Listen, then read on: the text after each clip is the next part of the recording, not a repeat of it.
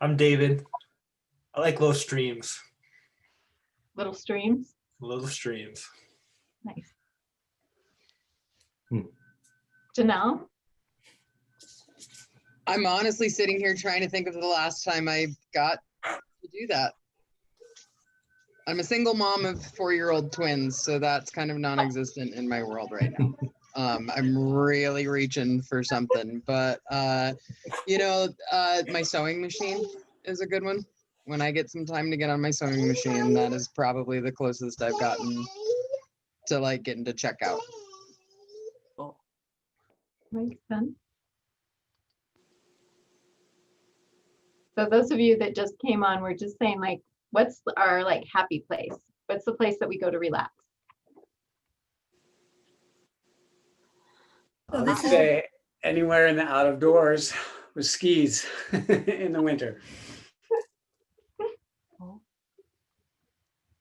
Arden, did you used to live in Bozeman?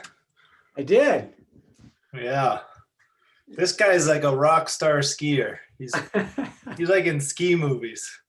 Yeah, now it's a used to good. Yeah. That's where I went to that's where I went to school, and we would ride up lifts and we'd see this guy come down. And No knew way, it. that's hilarious, man. Yeah. What a small world. That is a small world. That's so cool. Yeah. Craig, what about you? Well, for me, it would be the Dolomites in Italy. So that is my favorite place with my camera. And then, of course, eating Italian food after a long day of hiking. Naturally. Yeah. So this is Marcy Cleaver. This is my first meeting, and I want to thank Mackenzie for helping me to get on this. I missed the first class session. I don't know if I should do a full introduction, Mackenzie, or just talk about my getting away place. I think both would be awesome. Welcome. Welcome. So I am actually not looking for farmland, but I am on the board of directors, currently the chair of a farmland trust. And my purpose of being here is to see things from the other side. The farmland trust, it's called South of the Sound Community Farmland Trust, and we just shorten that to Community Farmland Trust. We work to preserve farmland and to support farmers to be economically viable. One of the things we do is to buy farms and then lease them back to farmers for leases up to like 99 years. So it's kind of like their own, and they can buy the buildings on the farm and develop equity and make improvements, and then they can sell that when, should they so desire, if they want to quit farming. So it's kind of a win-win. So when we interview folks for some of these parcels, it's nice to make sure that they've done all their homework, and this would help to empower me to make sure that we get some good farmers on our land. Because farming's hard, as you all know. Yeah, well, great. It's great to have you on here. And Thank you. Yeah, feel free to share your landowner kind of perspective. We talked a little bit last week about land trust, and we talked a little bit about ground leases. And so I'm glad you're here, because you'll be a great resource too if anybody has questions about how land trusts work. At least you'll be able to share how your land trust works. So thanks for joining us. Thank you. And so my escape during COVID is just to go outside. That's my big escape. Holly, how about you?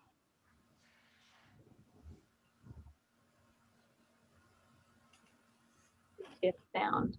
We know that she talked to us earlier. Oh, yes. Actually, I'm close to it. I'm in West Yellowstone, but my favorite place is Virginia Cascades inside Yellowstone.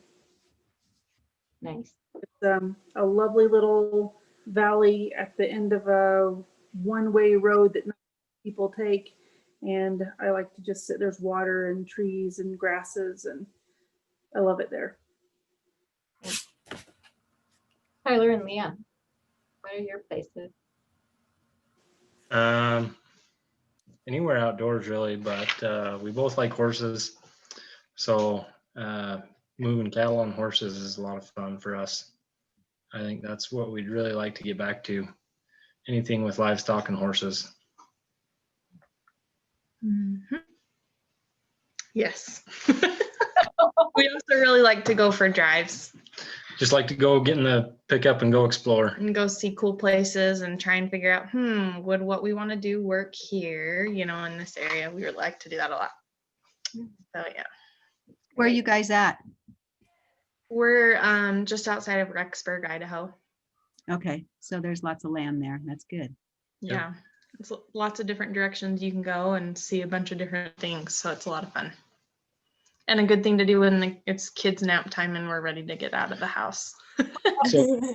So Marcy, I heard a little bit of your deal, but I didn't hear what company you're with as far as where you buy property and then lease it back to farmers. So it's here, our office is in Olympia, Washington.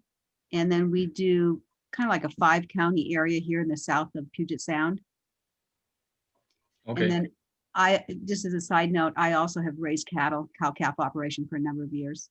So Okay. I like riding horses and doing the cow thing too. Cool. Well, the reason I was asking is because that has been a common thing around here lately that I've seen is farmers will sell to investors and then lease their farm back from them. So I've been kind of curious to hear some of the details of how that works. But anyway. So for us, when we lease it, we always own the land, but the lease says that you have to farm it. There's some exceptions, if you're sick or, something's, you can have a year or two off, things like that. But bottom line is we want to see that land producing local food, and we try to buy land that has really good soils. So the inputs are minimal. Right. Cool. Okay. Cool. Great. Zach, how about you? What do you like to do to relax, or where's your happy place? Well, I like to go fishing, but as I run a restaurant and I have a very long hour, 7 days a week, and I don't have much time to go fishing. But in the summer, campus is closed and I go fishing by my restaurant, Troy Spring Valley. Okay. Yeah. As I go, yeah. Where I have other thing is I like go hunting, and there I have a friend of mine and call me very often. So I like hunting and fishing. That's great. Yeah, I was out camping. So Spring Valley is a reservoir outside of Moscow, Idaho. And so my husband and I went out there. It was our last camping trip of the year. We could just go out there for one night and then we got that cold snap. But it was gorgeous.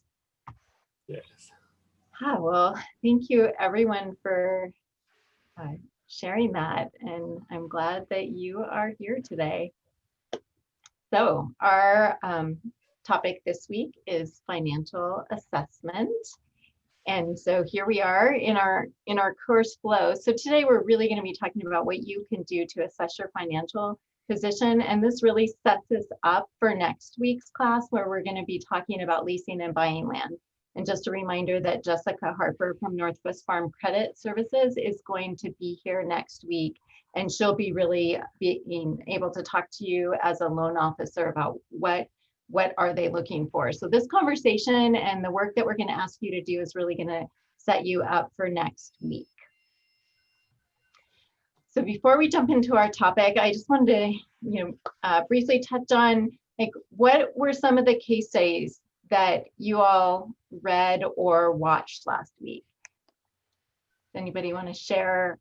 Maybe if you could say, this is a case study I looked at, and here's one of the great things that really worked well for them, and here's a challenge that this land seeker encountered.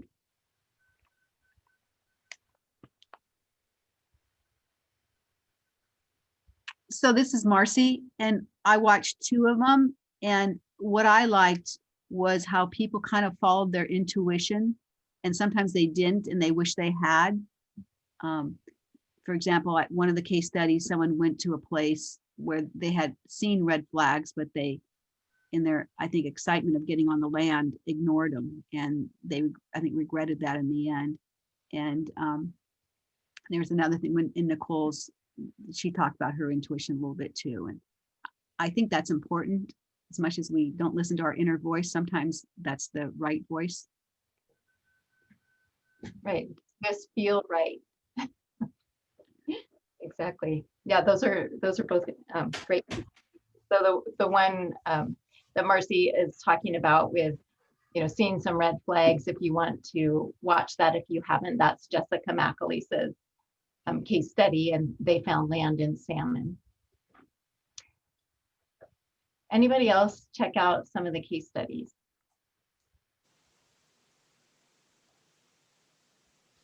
I checked out several. Networking seemed to be a theme, which really wasn't surprising to me at all.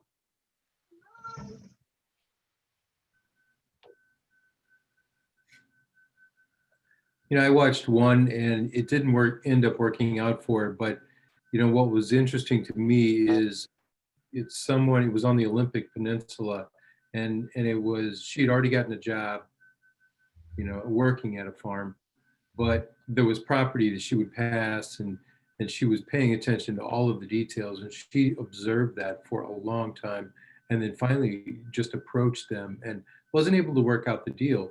But it was interesting. It was a great mindset. It seemed like because she knew where she wanted to go, she just was, you know, every trip past it, she was just checking it out. It was going to, she was looking at it from above Google Earth, you know, checking out all the outbuildings and really diving into the details, and then observing that it really wasn't being used like it could have been.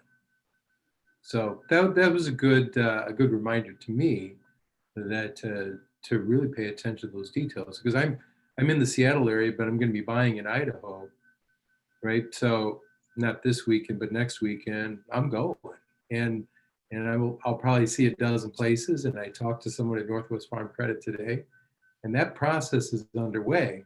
But you know, it's not just a drive up and say, yeah, let's do this.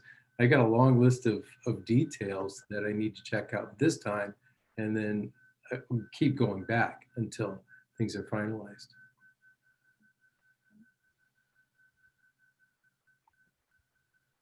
Anybody else like to share? Okay, well, I encourage you to, you know, throughout this course to go back and read those case studies, watch the videos.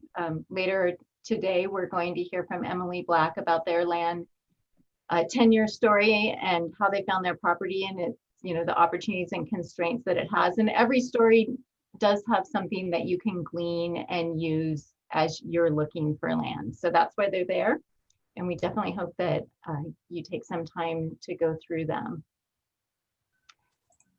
So another piece of the homework was to go through the financial documents checklist and to find these key financial documents that we're actually going to talk about today, how that information goes into some key financial statements. And so I'm going to do a poll. And so with this technology, it's just a simple question that comes to be. So the question is, were you able to locate your financial documents? And let me launch this poll.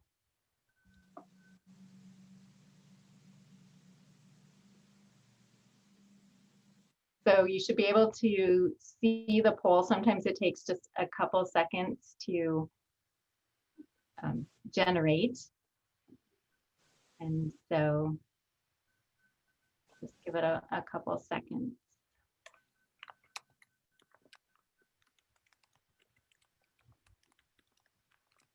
Okay, great. I'm gonna end the poll and share the results. So you should be able to see that 5 households essentially were able to find every financial document, which is fabulous. And 1 person found most, but not all. And that's really great.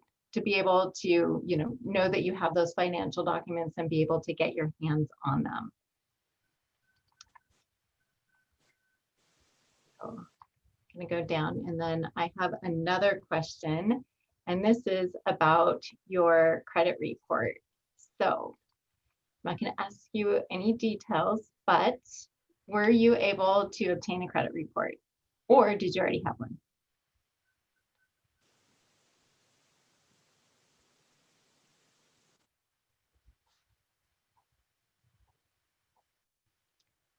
Give it another second and I'll share the results. So great, most people already had a current copy. That's great. It's definitely a piece of information that you want to visit, and you want to be able to go through and understand if there's some things that aren't correct or that you need to follow up on. This is a good time to do that before you need to provide it to someone, and be able to just have that and keep it current. So I'm glad that a lot of you have already had that and were able to get it. Okay. So, as I talked about last week, this course is really focused on building skills. So giving you opportunities to do things. And so we're going to be asking you to create some key financial statements. And I just wanted to share a couple quotes from one of the couples that took this course in the spring. And, they said, gathering all the documents made it so easy when we actually found a place about 4 months later and only had to update for that time versus creating from scratch and or discovering these documents for the first time through the land buying process. We considered many factors discussed in the class, and it was very easy to process with Farm Credit because we had all the documents ready to go. So I just want to say that this work, sometimes it's hard to do the work and to set aside the time to do the work, but it is really beneficial. And that the more you're able to do of these worksheets and activities that we're putting out in the course, even if you just are getting them started and getting used to the language, the better prepared you are going to be to access land. So we talked a little bit last week about your personal and business goals, and then kind of set up this framework that, other factors that affect your land tenure decisions are definitely your current financial position. And then what are the capital needs of your business, your farm business, your ranch business, whatever enterprises you need, and then the earning potential of all your businesses. So how do you put this information together to be able to better understand what land you can afford? So thinking about land, the cost of land is not just the lease cost, the cost of the lease. It's not just the cost of the mortgage or the payment that you're making on the land. There's a lot of costs that are inherited, that are related to maintaining that land over time. And that you really need to factor those things in when you're looking at what you can afford. And when you're working with a lender or a lessor, they're going to be factoring those things in when they look at your finances, because they're going to know that things are going to be required. And next week, we'll dial into that a little bit more in terms of leasing and different leasing options. Today, we're going to be talking about financial statements, but also thinking more about things in a broader scale of understanding your financial position. So the 3 things that we're going to go over today are the balance sheet, which tells you your current financial position, an income statement, which really tells you whether or not you're making money, and a cash flow statement or a cash flow budget, which helps you keep track of cash, where it comes from, where it goes, and then helps you plan for the next year and think about where you're going to need infusions of capital to get over the lean times. So how many of you, and you could use the little hand emoji if you wanted, how many of you are already using a balance sheet? Anybody doing that already? Okay. Okay, great. So at any time, oh, a couple people are. So at any time, if you want to jump in and share some of your experience with developing and using a balance sheet, please do so. A balance sheet details your assets and liabilities and ultimately shows what your net worth is. And you can have a balance sheet that focuses on your personal assets and liabilities. You can have one that focuses on your business assets and liabilities, or you can have a combined one. I would really recommend that you have them separate, and that as you're working in your farm business, that you keep your business finances separate from your farm finances, and that you set up your business in a way that does protect your personal property. So it's better not to intermingle them. If you are interested in more resources to think about how to set up your business, there's a really great nonprofit organization called Farm Commons. It's based out of the Midwest. They have an incredible number of documents about setting up a business, different business structures. They talk about different insurance products. They talk about different labor laws. And if you have questions about things, you can email them. They're all attorneys that are passionate about agriculture and helping, small and mid-scale farm and ranches succeed. And so they're a great resource to think about that business side. So as I said, a balance sheet looks at your assets, the things that you own, subtracts out your liabilities, so what you owe, and then tells you your net worth. So here's just a really simple balance sheet that we could look at. So in this balance sheet, the assets you see there's some money in savings, there's a car, there's some equity in real estate, and so you see that assets are about $113,000. And then liabilities are the credit card, the mortgage that's still owed, subtracting those out, and you get net worth. And then when you want to look kind of like, what is that net worth overall? This percentage of net worth percent, which is really easy. It's your net worth divided by your assets, give you a percentage. And it tells you kind of like what your financial picture is in a snapshot. And the reason this is important is because your percent net worth tells something to your lender, or it tells something to the person that you're going to lease from if they're asking you for this type of financial information, because it helps them understand your financial position and how well you're going to be able to make your payments on your land and be able to afford when the unexpected comes up. So it's not just about the base of, I can make this mortgage payment or this rent payment, but what happens when I need a new truck? Do I have the resources there? How's that going to play in the picture? So they're looking not only at your current situation, but how well are you positioned for running that business? So again, your net worth is your assets minus your liabilities. So there's your assets.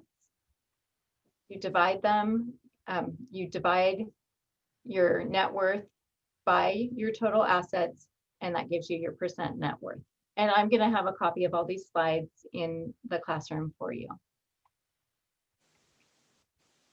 So this financial ratio really is important, and lenders' requirements are going to vary, but if you have a negative or low percent net worth, the reality is it's going to be difficult to secure financing. And if you're in that situation, at least in the short term, it may be most beneficial for you to put your energy into looking at what your different lease options are going to be versus your different purchasing options.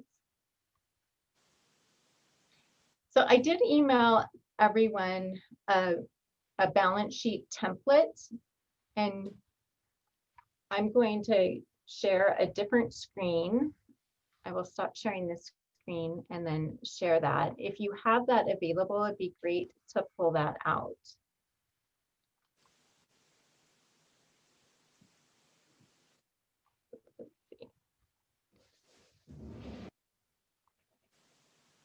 Might have to, it's gonna take me a second. I have too many screens open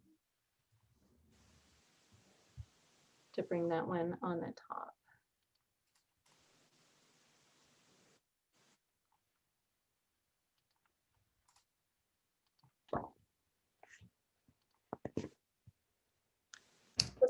sample balance sheet that I sent out for you, and it is in the classroom. And one thing nice about this is that it is an Excel spreadsheet, so that you can put, there's formulas in, but you can think about having one of these that you can adapt for a farm or ranch enterprise or multiple enterprises if you want to look at your farm that way. And so when I talk about an enterprise, I'm talking about what you might consider to be a specific income and expense item that you're producing on your farm. So if you have a mixed livestock operation, your cattle would be one enterprise, your hogs would be another enterprise, your poultry another enterprise. If you have a market garden enterprise, you might look at it by crop mix. So you might look at your vegetable versus your flower enterprises, or you might look at your enterprises more by, this is what I grow for a direct market like farmers market, and this is what I grow for a market such as a restaurant, because the costs and the income for those are going to be different. So what I'd like to encourage you to do is just to take a couple seconds and think about your personal, because everybody has like personal assets and liabilities. And what are the types of things that you would be able to put on your balance sheet for assets? And what are the types of things that you would be putting on for liabilities? So just taking a couple minutes.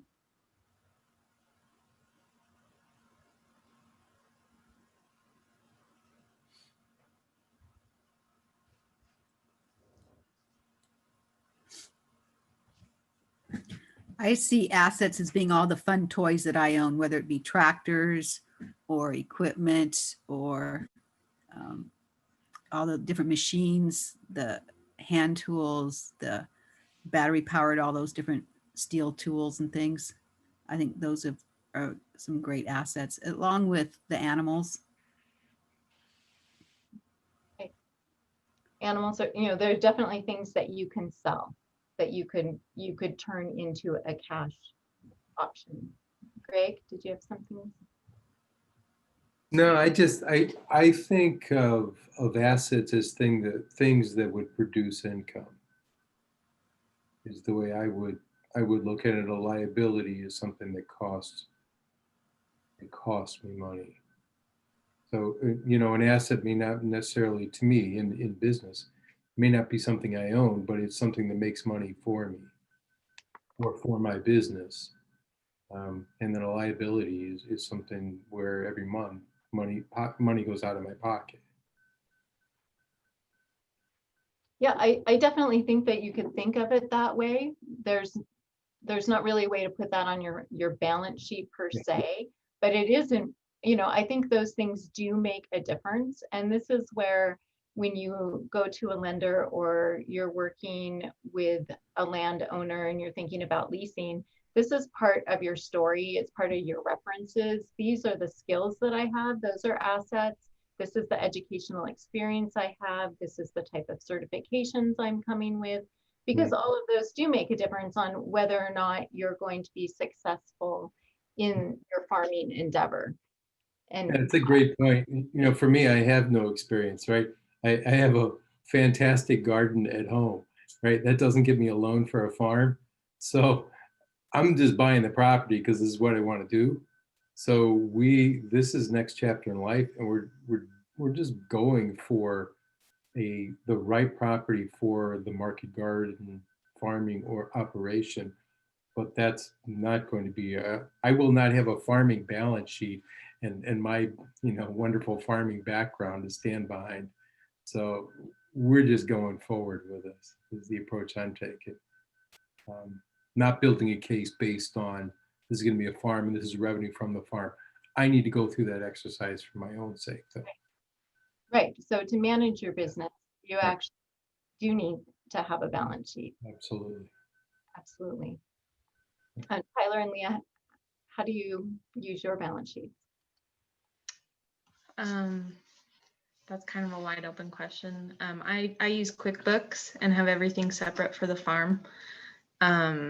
And that way and everything, you know, we have our own business accounts at a separate bank from our personal. So it's, you know, harder to mix things. But I actually, when we were in college, I did the books for a guy who owned 3 different companies, and he would just grab whatever card was convenient to pay for things. And it was so messy. So with your balance sheet, make sure that everything personal is personal, everything business is business. Just keep it clean. That's, I guess, my biggest advice. Thank you. I agree 100%. So one of the assignments that you will have between now and next week is to start to develop a personal balance sheet. And you can even start to think about what it would look like if you don't already have a farm business, what would be in your business balance sheet. And if you do have one, starting to put that information together. So the next statement we're going to talk about is the income statement. Oops. So the income statement really details where your money comes from and where it goes. Sometimes it's called an earnings statement or a profits and loss statement or a profit statement. Definitely reports that you can generate if you are using a record keeping system like QuickBooks or Quicken. But the basic formula is that income minus expenses equal your net profit. And you know, net income is positive when your business has more income than expense. And so you're looking at this in a specific time frame. And so your net income can also be negative if your expenses are greater than your income. So when your income statement, these are time-bound statements. And you're going to need to have a positive net income to be able to afford a land purchase or a lease. And sometimes you're looking at this within a time frame where you might be projecting that right now you are building your business, and so you have some capital that you're investing from an outside source. So your net income is going to be negative because you're building your business. But if you project into the future, you're going to be needing to project that that's going to flip and that you're going to have a positive income. So it doesn't always mean that you couldn't get a loan or that there wouldn't be an infusion of capital that's coming into your business. So you might have to look at that bigger picture. So some of the key terms for an income statement are your fixed costs, and these are the expenses that you have to be in business, but they're not tied to a specific production enterprise. So these are the things like insurance or property taxes. And if you are thinking about your enterprises, you are going to attribute a certain portion of these fixed costs to each enterprise if you're not looking at it as your farm as a whole. But the variable costs are tied directly to producing your product or a specific enterprise. So here we can look at an example, and this full example is in the classroom, and there's examples for several different operations that you can use. But what you see here is that when you're developing an income statement, the income is really your farm sales. Loans are not income because income is something that you earn, and you didn't earn loans. So you can't identify them as income. They're something that you're using, but you have to pay it back. So you only include what your actual income is, and then you can also see what your variable expenses are for this operation. And so this takes really thinking through your operation and having some good record keeping. So in this case, this is an income statement that is looking at an entire year.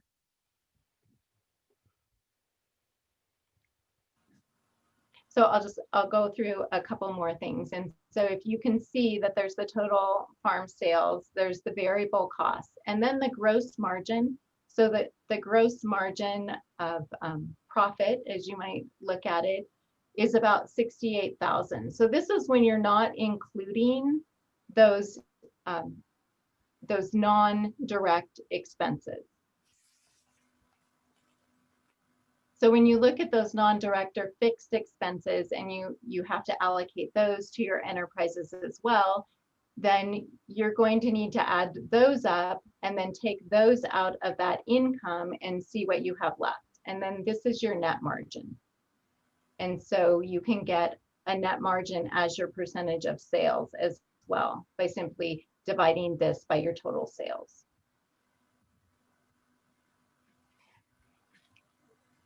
So one of the things about the income statement is that you can use these to really understand where you are positioned currently. You can also start to develop them to estimate where you might be, because you're going to need to start to look at developing financial statements that are going to project your income, because that's an important piece of considering what it is you're going to be able to afford. And we do have some webinars that go through each one of these financial statements in depth. There's a link to them in the classroom. So there's about an hour presentation on each statement with resources associated with how you develop those and where you draw that information from. So this is really a quick overview just to help you understand what an income statement is and why it's important to a lender. So a cash flow statement is something that is really looking at the cash you have, where it comes in and where it goes. So because you're looking at cash flow, you actually do include in here cash that comes from operating, so for like your sales, but also cash that's coming from investments and from financing, because that makes the difference about when you have money to pay the different bills that you have. We also use the term cash budget, and this is a forward-looking cash flow statement. So oftentimes people have a cash flow budget where they're projecting what their year is going to look like, and then they start filling that in. And then when they have a year's worth of information, they can look at that to plan for the next year. You could do that by taking the different financial statements that you put together and actually looking at what your income and expenses have been through the year and when, and you can develop a personal cash flow statement. And then from that, be able to project into the next year how that would look if you were incorporating in the changes that would be associated with acquiring land. So this is a really good idea to develop this simple worksheet so that you know where your money is going, and then you can play with it to start to look at what are the different scenarios. And one of the things that you really see when you develop a cash flow statement is that your income and expenses don't generally come in the same months when you're in farming. So you could have, let's say you're in a situation where you're producing fruits and vegetables. When is your income going to come in when you're producing fruits and vegetables?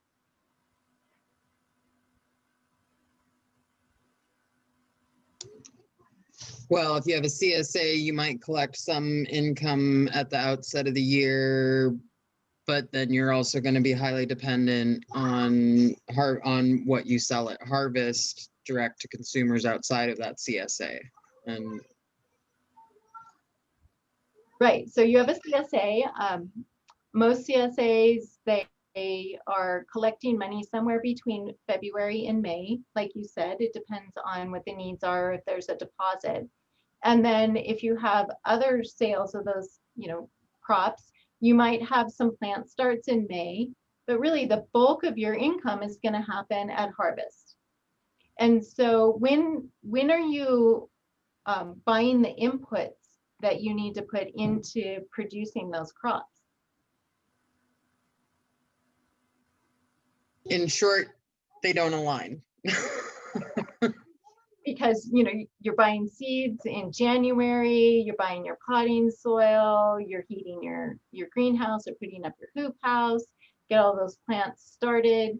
You're investing all of this money in production. And so you might find some places within your cash flow budget that you have some lean times. So one of the things that a lender is going to be looking at is, well, what's going to happen? Where are you going to get the money to pay your bills during that time? And that might also be a conversation that you would have with a landowner that you're going to lease land from, because you may be able to develop a payment structure that you are not trying to make as much of a lease payment during the most lean times. So this is really important information in terms of managing your financing, and then also trying to determine whether or not you're going to need an operating loan to get you over those months where you have a really lean income time. And so these are all things that your lender is going to want to talk to you about.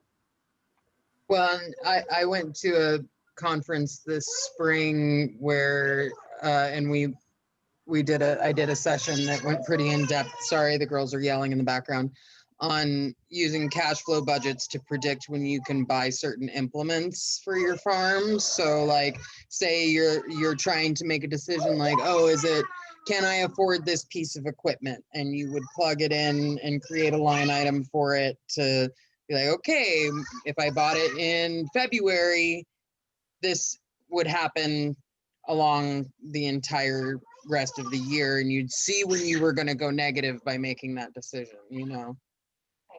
Exactly. You know, and I think, you know, lots of times it's, you know, what credit we have. If you think about it in a personal situation, it might be savings that get people through those lean times. It might be credit cards that get people through those lean times. It might be some other types of programs that help people, you know, balance that out. And so developing these cash flow budgets and keeping up on that is really going to help you understand your own finances. And if you have your personal finances and you're going to lend to your farm business, is that going to be feasible? And where would that money come from if you're looking at those in relation to one another? And that's kind of like what I hear you saying, Greg, is that you're going to be purchasing this land. You're bringing assets into the business, but they're really separate from what it's going to cost to run your market garden business. Correct. Okay.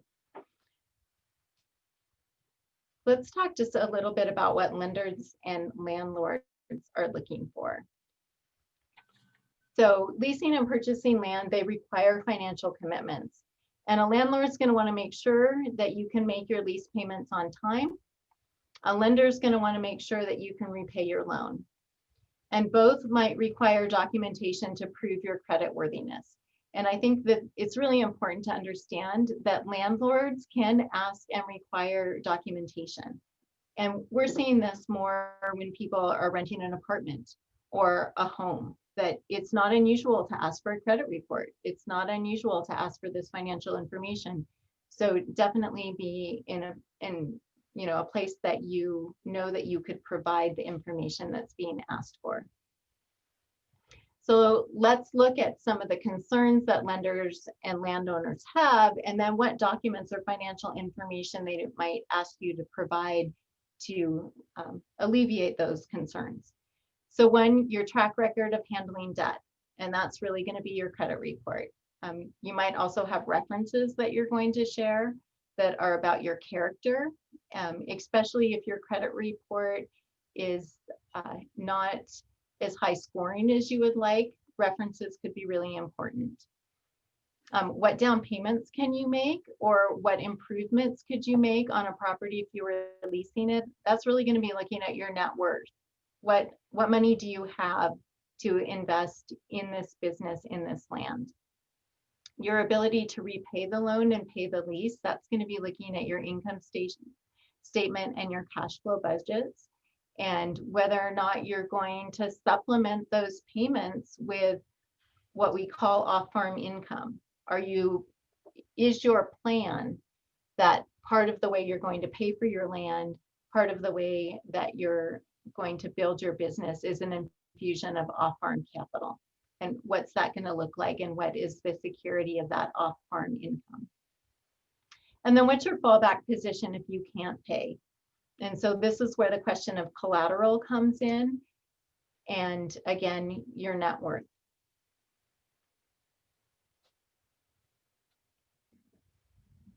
So when we talk about types of loans, secured loans are loans like mortgages or equipment loans. And in these types of loan, the creditor essentially has a lien on the property or the development being financed. And so that's the collateral. An unsecured loan, which your credit cards are unsecured loans and some operating loans are unsecured, they're riskier for the lender. And because they're riskier, they may, but not always, have a higher interest rate. And then a guaranteed loan, and this is a loan that comes from a bank or cooperative like Northwest Farm Credit, but it's actually guaranteed by an agency like the USDA Farm Service Agency. And next week, Jessica will be talking about how these types of partnerships can be really helpful to beginning farmers in securing land. And these types of agencies really like to work together, and having the right financial history so that you can qualify with the USDA Farm Service Agency to be able to be in their beginning farmer loan programs is really going to be helpful to you. And so the record keeping, while it might be you're starting now, you may need to be keeping records for a few years before you can qualify for the loan that you want at a down payment that you can afford.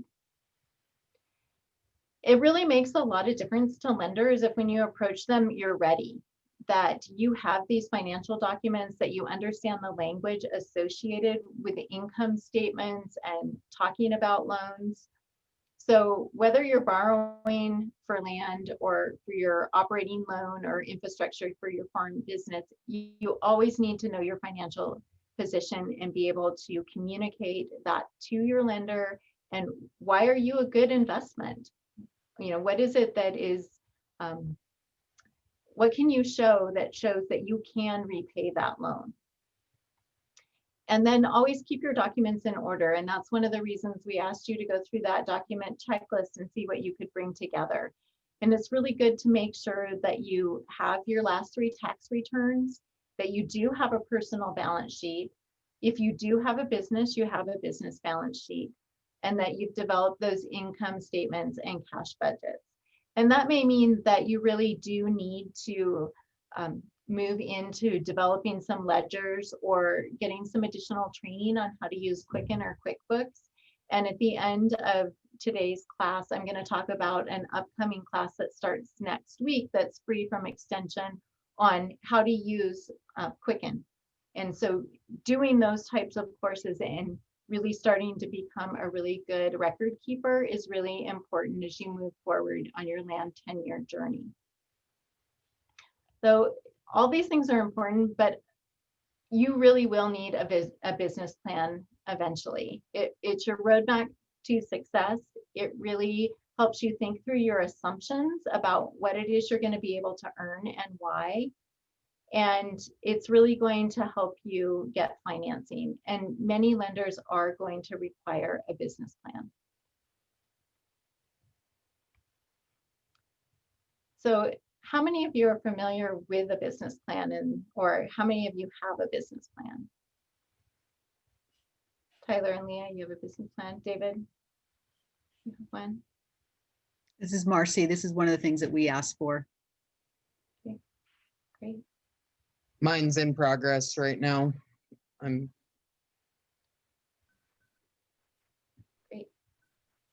For those of you that developed a business plan, what were some of the resources that you used?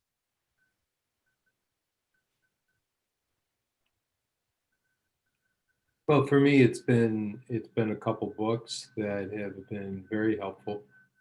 And even though the business plan is not necessarily going to be used for purposes of a loan or getting property, it's essential. So I have a list of all the vegetables, every single tool that's required, all of the additional, outbuildings, resources for seeds. I mean, I'm just trying to, so it's not all organized at this point, but I'm in that process of gathering all that data. I've been working with the SBA, the SBTDC, the SBC, Holistic Management Institute, And what was I just had a thought. Oh, there's a local organization that does a lot of works with a lot of small businesses. They're called Mountain BizWorks, and they've been helping small businesses for over 30 something years. They are a not-for-profit, or no, are they a nonprofit?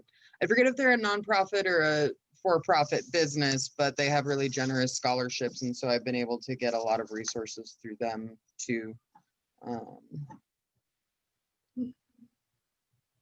Anybody else want to share the resources they've used to develop a business plan?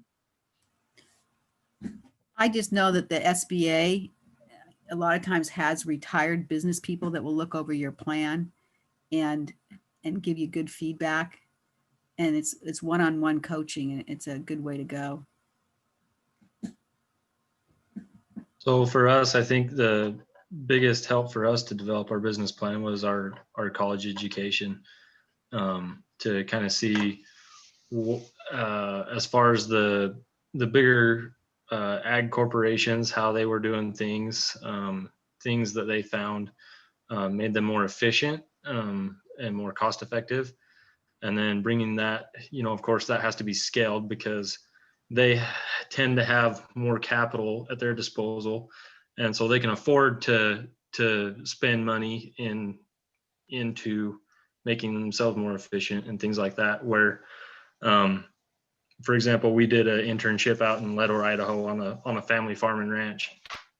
And the reason I went with a family-owned farm and ranch for our internship is because the things we were learning there in school at Utah State, and having guest speakers come into different classes and talk about how they did things in their corporation, like agri-beef and things like that. They had a lot more resources at their disposal versus, a family operation. And so we did an internship on our family operation, family ranch in Lessor, Idaho. And that really helped me kind of see how they were able to be efficient, yet with a lot more limited resources. Don't mind our pizza. Our pizza is finished, but I feel like something that's really important to remember here is a thing called SWOT analysis as well. And it's your strengths, your weaknesses, your opportunities, and your threats or whatever. So like the challenges, the biggest hurdles that you're going to face. And if you can kind of address those things, that helps you. It helps with like the character part of the credit worthiness. It helps the lender see that you recognize that it's not all rainbows and butterflies, because it's, there are challenges with every one of our businesses that we're doing. And if we can kind of address the elephant in the room and how we're going to get over that. Last week I told you guys I worked at Northwest Farm Credit, and I did a lot of the due diligence type things. So public records, filing mortgages, that sort of thing. But I was also in the room for a lot of conversations when people would come in the door and would not have any of this prepared and just say, so I want to buy this farm. And I talked to them and they said they'll sell it to me for this. And we're like, well, what's your plan with it? How are you going to do this? And we had one time when this guy came in with the most far-fetched business idea, and he was going to feed thousands of head of cattle on 40 acres by rotational grazing. And we were like, have you ever seen a cow? So by really addressing some of these things and acknowledging, worst case scenarios and how you'll address those, I feel like that brings a lot of credibility to yourself and confidence from the lender that you're a good investment. Absolutely. Yeah, and there are a lot of technical assistants like Janelle and Marcy said, and SCORE is a retired executives program, and they've done a lot of mentoring with farmers and small entrepreneurs in our region. And so if you just, search that, SCORE, it'd be really great to find a mentor and to find people to review your business plan and to give you feedback on that. And you should be able to contact your small business development center and be able to get templates and plans and assistance and feedback. But again, thinking about we talked last week about having a team, and that, you know, part of your team is going to be advisors on business planning and people that can give you really good feedback. And that might also be other producers, mentors that are out there that can look at your plan and from their experienced lens, be able to help you identify where the strengths of that are and what some of the weaknesses might be that you aren't seeing. And so figure out about who is it that can be out there and help you with that business planning option. And I do, just real quick, because I've done cohorts and business planning opportunities through a variety of different sources, and finding there, you kind of can't go wrong with at least getting a foundation from places like the SBA and the SBTDC and things like that. But an ag specific business planning opportunity, take everyone you can get. Have any of you used Eggplan? So I'll search up the website for that when Emily is talking and put it into the chat. So Eggplan is like an on-farm or an online free business plan development tool where it takes you step by step through the process, and you create your own account. It's totally private to you, and at the end you can print your plan. So it is a template that is designed specifically for agriculture, and then you can go back in and modify things. So it might be something to check out. Let's talk a little bit about approaching a lessor. So a lessor is a landowner that is going to lease land. So they're going to want to see that you have references. That's going to be really important, that you have references that are going to talk about your credibility, talk about your reliability, perhaps talk about your skill base. They're also going to want to likely see a credit report. And you know, there's a lot of transparency that is involved in having a really good relationship with a landlord, and they're probably going to ask for information. And so being comfortable and sharing that financial information and deciding where in that conversation with a landlord you hit the point that you know that there's enough likelihood that you're going to be able to work together and have a positive relationship, that you want to go the next level and share that financial information. It's important for you to understand where that point's going to be for you. They might ask you for that cash flow budget. And hopefully, for your sake and for their sake, they're going to ask you for a legal contract. And we'll talk more about those legal contracts next week. So approaching a lender, like we talked about, be prepared with your financial documents. Leah really talked about that experience that she had at Northwest Farm Credit. Most lenders are going to want to see your tax returns. They're also going to want references. They're going to want a credit report. They're going to want a cash budget, and they're going to want a business plan. And they might ask you for the balance sheet, and they might ask you for an income statement as well. They're really going to want to see that you're able to create these documents and really work with these documents so that you have the skills and knowledge to do this kind of financial management. Are there any questions about anything that I've shared so far, any of the statements or comments?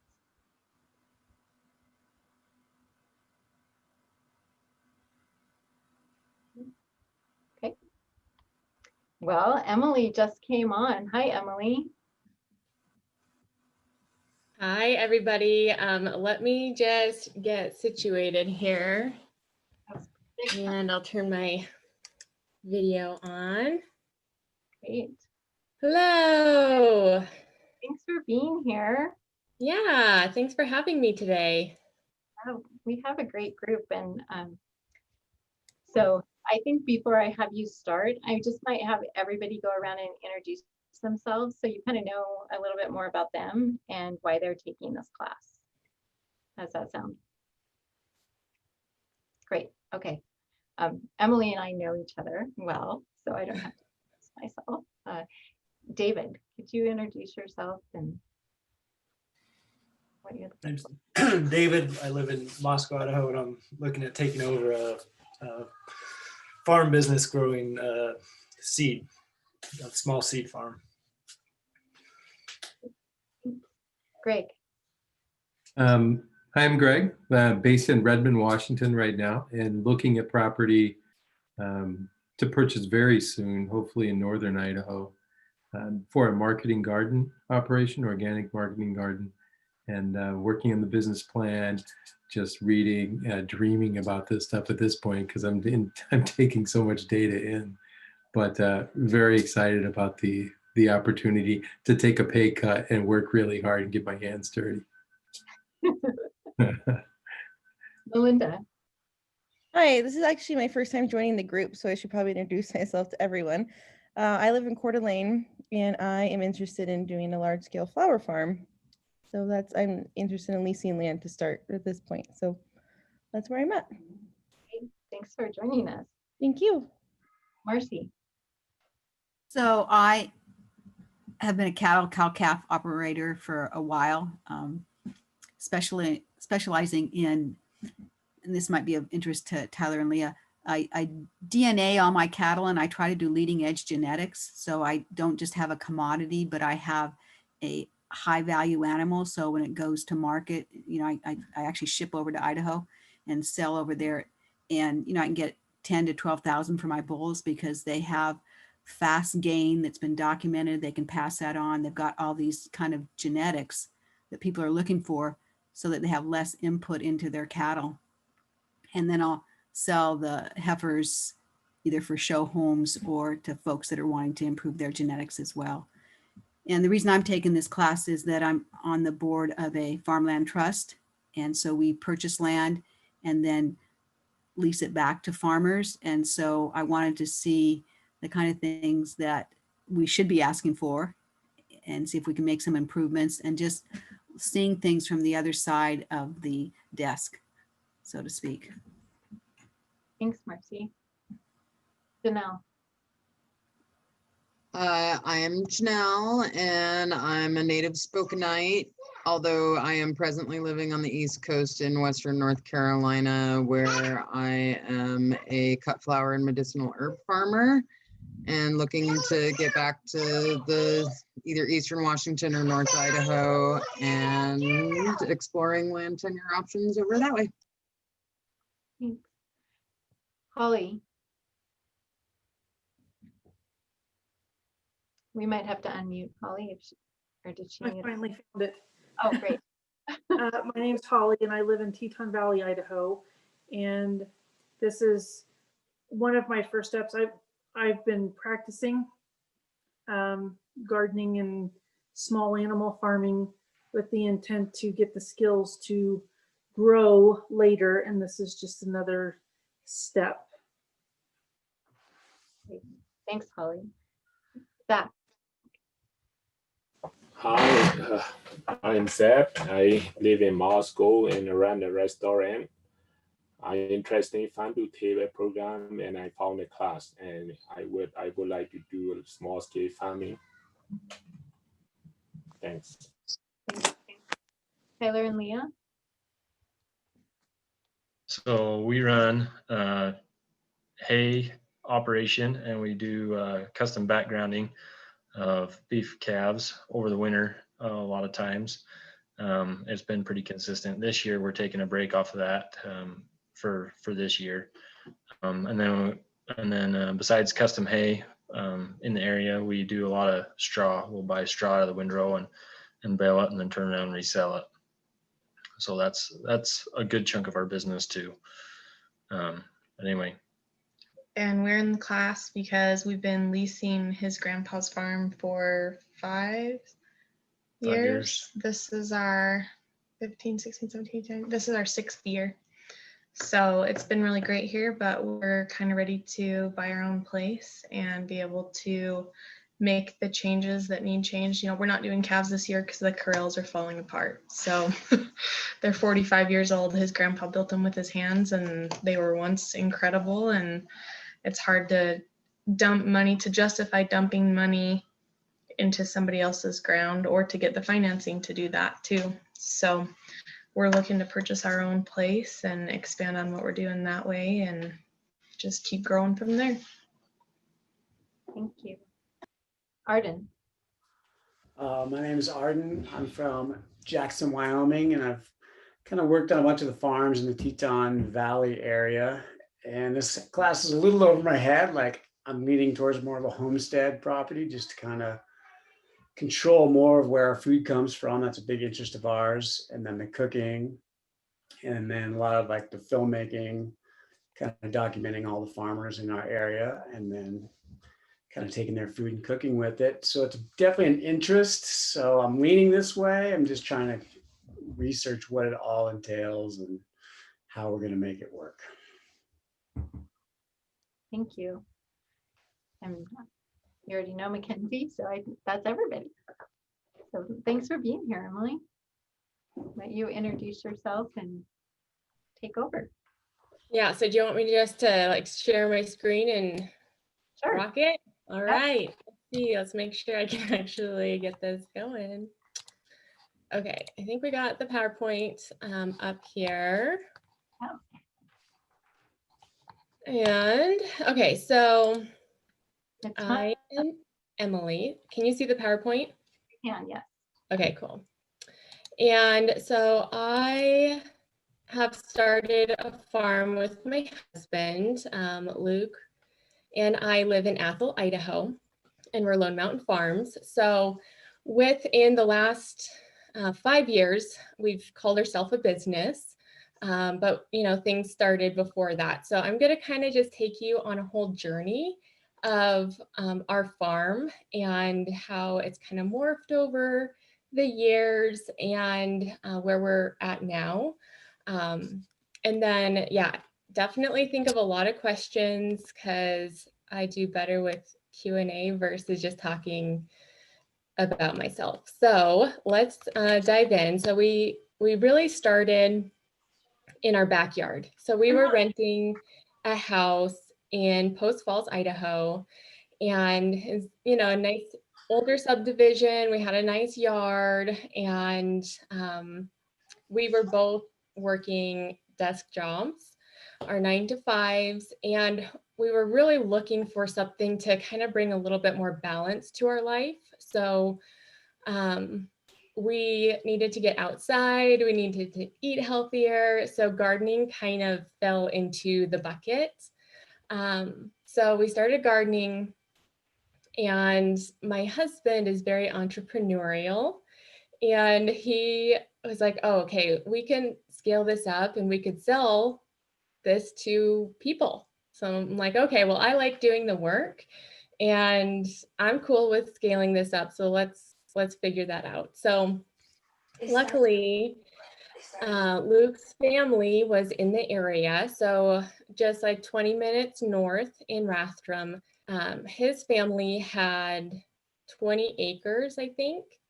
So we're like, hey, can we like mess up some of your ground, try this farming thing and see how it goes?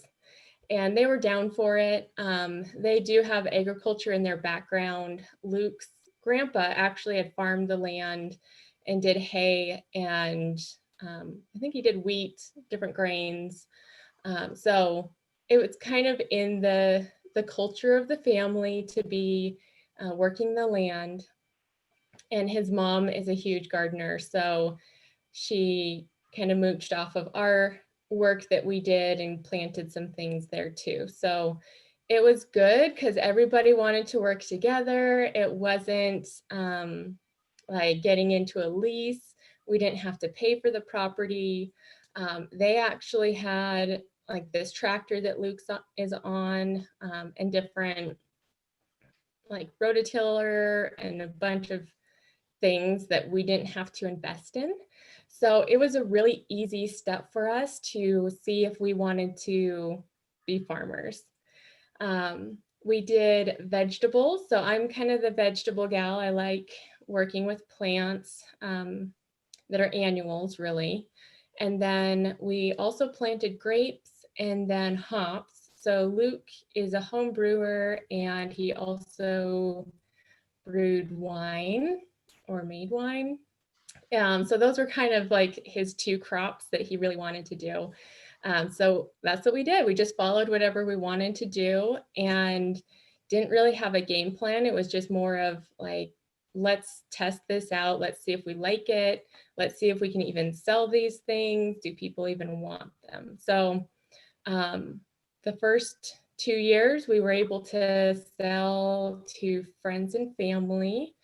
And yeah, so it went pretty well. We did have to invest a little bit into like the irrigation. We did drip irrigation throughout. They had a well and the pressure wasn't very good for sprinklers. So we put in a filtration system and did a bunch of different zones. So it's just smaller zones for the drip irrigation. And then, yeah, so we were weekend farmers. We had our full-time jobs that really supported us. And then we came out here on the weekends to do the farming. And that actually became a challenge, even though it was only like 20 minutes away. It was still a commute. It was still an option of going out to the farm or not. And, you know, if the irrigation got plugged up, things wouldn't get watered and they'd die. The weeds took over and the crop didn't succeed. You know, so there's all these different things that it's like, okay, well, it's a small barrier, but it's enough of a barrier where we don't feel we can be super successful. And that kind of put us on that decision making again. So it's like, there's all these points of, well, should we do it or should we not? So this was one of those points of like, well, are we going to be farmers or are we not? But it was just such a passion, such a joy that we're like, yeah, let's figure this out. So since we were just renting our house, we decided let's purchase. So we were actually just looking for a house on 10 acres. We felt 10 acres was big enough that we would have room to do grains or field crops or animals. We weren't 100% sure.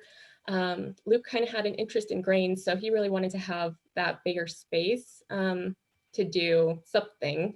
I mean, nothing too ginormous, obviously, but enough to trial things and so forth. So we wanted to have 10 acres. We wanted to have flat terrain, so no hills. I really had no interest in getting into animals. So I'm like, well, you know, everything needs to be available for either market gardening or whatever you want to do, Luke. But yeah, I wasn't too interested in animals. So no like forested, I don't know, whatever animals need. But yeah, for the terrain, it was the flat, open option.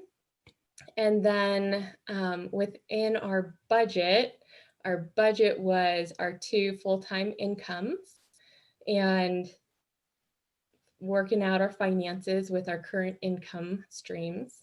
And then it had to be within 30 minutes of Coeur d'Alene. We had already made good connections with people in Coeur d'Alene, and we were working with Link Foods, like starting to connect with them, and they were over in Spokane. And my job was actually in Coeur d'Alene. So it was just kind of like, this is our network. This is where we need to be. Let's make sure that we're within 30 minutes of Coeur d'Alene and a good customer base. So that was kind of the criteria. When we got settled, so we got there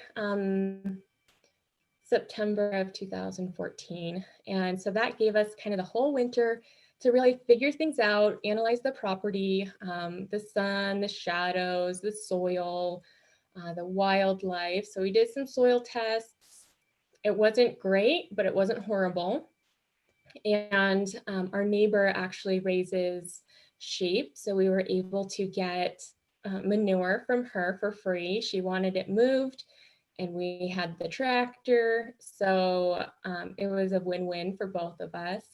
So we were able to amend the soil a little bit. And then with the wildlife, throughout the winter, we really, we realized we were the highway for moose and deer and coyotes and turkeys and like everything. So it was pretty much fencing or don't farm. So we had to do fencing, and you can see my little test area outside. I'm like, well, I don't have enough room inside the fence. So I'm just gonna go outside and see what happens. And yeah, I mean, the deer ate everything. So that was the test, and the wildlife won. And then the other thing that we realized after our first year of doing this little market garden was the water. So we are on a community well, and if we go over a certain amount of gallons used, then we have to start paying more. So we have no idea like how much water we were using. We were just doing the overhead sprinklers and just, you know, watering as much as possible for what the crops needed. So the bill came and we're like, okay, this is not gonna work. So yeah, just figuring out the whole watering thing, getting more efficient with watering and kind of going through those steps as well. The other thing with our property, it was like the last owners, they made dirt bike tracks. So that one of the sons was a BMX bike pro. So there were just bike tracks everywhere. So we had to level out, and we weren't able to use all of the property right out of the gate. Luke had to do a couple years of dirt work, and we're still working on things. But so, you know, just thinking about how you're going to use the land, how long it's going to take to amend the land. And then it was all knapweed. So it's still lots of knapweed. Wanting to be an organic market garden is very difficult when your property is all knapweed. The seeds last in the soil for 7 years. You turn it over and boop, they're all back again. So yeah, that's been a struggle, but we have learned along the way, and for my market garden, at least, we're building soil on top of the old soil with like lasagna stacked beds. So it's a lot of work, but it's really rich, amazing soil that doesn't have the knapweed, doesn't have, you know, just the native soil that wasn't super healthy. So it was a lot of investment and time, but the crops grow so much better. So, you know, even in your struggles, like you learn different ways around it. And sometimes it's just going to be more beneficial anyway. So the next year, 2016, we expanded the market garden into these big rows, and we wanted to sell through Link Foods. So Link Foods is a distributor for small farms, medium farms. It's a co-op.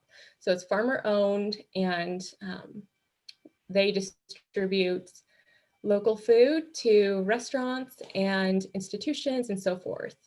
So since we were really doing the full-time job thing, our weekends were like, you better work on the farm. You can't go sit at a farmer's market for a whole day when you're trying to be a farmer on the weekend. So we couldn't do the farmer's market.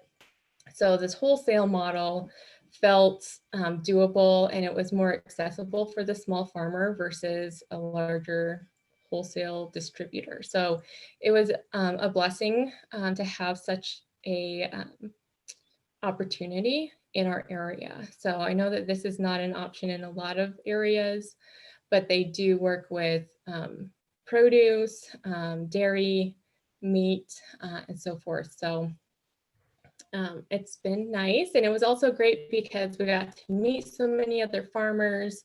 Like we didn't go to school for farming. It's just like you pick things up along the way and you learn by experience. So it was great to network. So if you can find different networking opportunities with farmers, do it. It was uncomfortable for quite a few times just because I'm an introvert and it's hard to just go talk to even other farmers with the same passion, but you just got to break through it because what you learn and what you can offer them is just amazing. So a little tidbit. But what you can also see in this picture is this row cover. So as I mentioned before, deer situation. We did not fence around this whole thing. I'm like, well, let's just cover the rows with this row cover. So it worked for most of the season until everything was ripe. And then the deer would come through and they would just poke holes in it and rip it and still get some of the crop out of it. And then the other stuff were peppers. And of course, they took a bite out of each pepper and then went on their merry way. So deer will eat anything. And we also learned in this year, like we did the drip irrigation to be more conservative with water, but we were so fearful from last year that we underwatered, so the crops didn't do very well, and the soil was pretty bad, and just not knowing a whole lot, but working our butts off and figuring it out. So after getting into Link, I realized that I really craved more reward from what I was doing. Like I wanted to see the end consumer enjoying the vegetables that I was producing. So we started a CSA. So that was going to be more accessible with our time frame that we had. So I pre-sold, we started out with 6 CSA subscriptions. And then the next year we did 12, the next year we did 24, and this year we did 30. So we've slowly been scaling up just to test the waters of how I can do it and what help I need along the way. So we started doing our CSA with the vegetables, and then I have chickens. So we did a subscription model with the eggs as well. Luke he brought the hop yard from his mom's place over to our property. So we started growing hops, and they usually take about 3 years to really start producing. So it was a bit of an investment, but the idea was to sell the hops to breweries and home brewers. So that was the idea behind it. And then Luke got into specialty grains and really bringing back all of the different unique grains that are more flavorful, that really can be tasted through breads and through beer and so forth. So versus just the kind of commodity wheats and barleys and grains and so forth out there that have been really designed for efficient growing and harvesting and so forth. These specialty grains grow in different sizes, and so we have to have specialty equipment to make that happen as well. And that's been another challenge. So being small scale, especially in the grain world, there is not a lot of small scale equipment. So we've gone from using a scythe to, we now have a harvester. It's a walk behind. It's kind of like a BCS, but it's more specialized for grain. And I might bring it up on my Instagram for you to see, but Yeah, it's from China. So we had to go through importing and customs and freight and all this jazz. So Luke actually is pretty good with logistics. So he got it all figured out. And then we got a thresher in that shipment as well, because China specializes in small like rice production and small production versus the US, which is a little bit larger. So that's kind of entering some new markets, what we were doing. I wanted to see, okay, this is Luke. This is him putting up our hop poles. So we're doing organic hops. So the poles are going to be shorter and it's a little bit more intense. So I just wanted to show you our little hop yard and the hops. So Luke got the hop yard done. We've been growing the hops and he realized that he was making like $1 an hour. So we realized that selling hops through wholesale is not a viable enterprise for us. And it's really hard because you don't know what you don't know. A lot of the stuff that we've been doing, a lot of other people don't do. Probably for a good reason, but we go down these paths of figuring it out. And most of the breweries wanted the hops pelletized, and oh, the pelletizers, you know, $20,000. And, you know, it's just this process of like, okay, well, this doesn't work. Okay, this isn't going to pay off. Okay, what? So yeah, hand picking and selling fresh hop to breweries was not a viable enterprise. So we had to figure out something a little bit different for that. So we had to keep thinking through things. And one of the thoughts that came out was, well, let's brew some beer.